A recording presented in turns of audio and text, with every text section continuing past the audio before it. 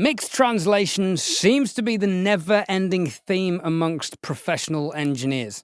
How a mix translates to different sound systems is what seems to separate the great engineers from the good engineers. But how are they achieving this? And is there a single tool that does this for us?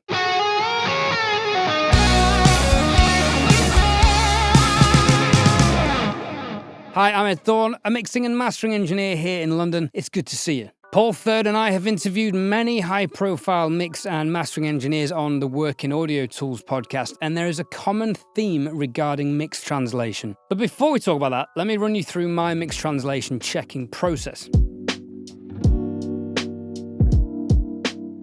I start mixing and mastering on my PSI speakers and my HEADPHONE and Nando Nano headphones to gauge and process the low end.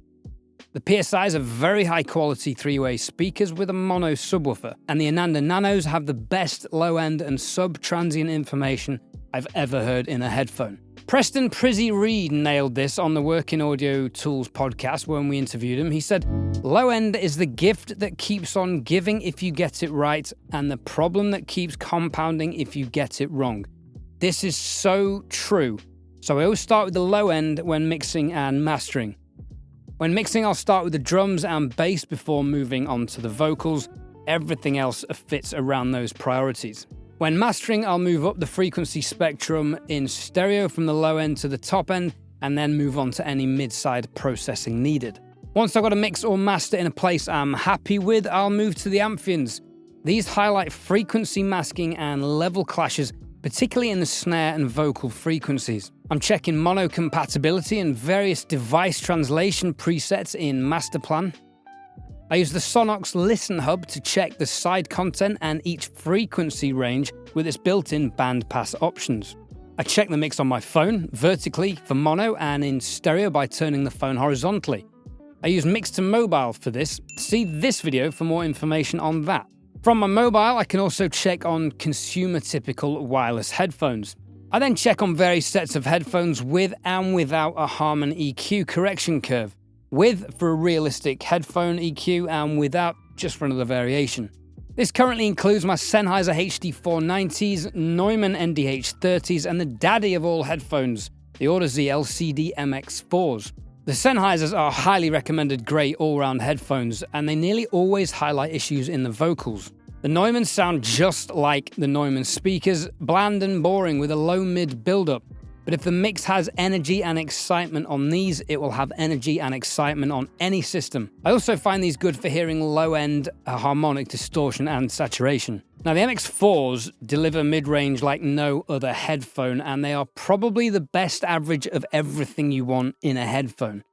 Great transient response, stereo imaging and width, depth of field, which is incredible in these headphones, clarity, accuracy, and detail. My final mix check is on the ANKER SOUNDCORE 2, available from Amazon, linked below. It sounds shite, and that's the point. It limits and it craps out and it'll pop something out louder than the other.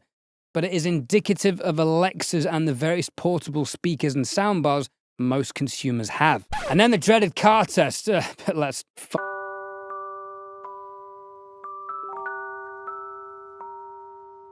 At the beginning of the video, I said I'll reveal the reoccurring theme Paul and I have discovered about the masters and how they get expert translation. But you may have already spotted a theme during the video. There is no magic plugin or set of headphones or trick to gauge mix translation. It is simply a case of listening to your mix on as many different systems as physically possible and mixing to an average of them all. Each device will highlight strengths and weaknesses in your mix, and it is up to you and your taste to decide what is a priority and what is consistent with professional sounding mixers and masters. And finally, further to this, I personally never send a client a mix or a master on the day I've done the work. Now, I'm not necessarily tied to strict deadlines at the moment, so I can afford to do that. I'm aware that's not the case for everyone. But I find it really helpful to come in the next day with fresh ears and refocus my hearing by listening to key reference tracks and double-checking my work from the day before. Now, maybe because I'm still relatively early on in my professional mixing career that I need to do this, but I tend to nearly always need to tweak something, so this is a good idea. Paul and I discussed this at length in this episode of the Working Audio Tools podcast. Check that out for further listening. There is a link to a Tidal playlist of the reference tracks I use in the description below. If you would like a free sample master of a mix or your next song, I'm offering a no-obligation free sample. Click the link below for details. I've been Ed Thorne. Thanks for watching again, and as always, it's been emotional.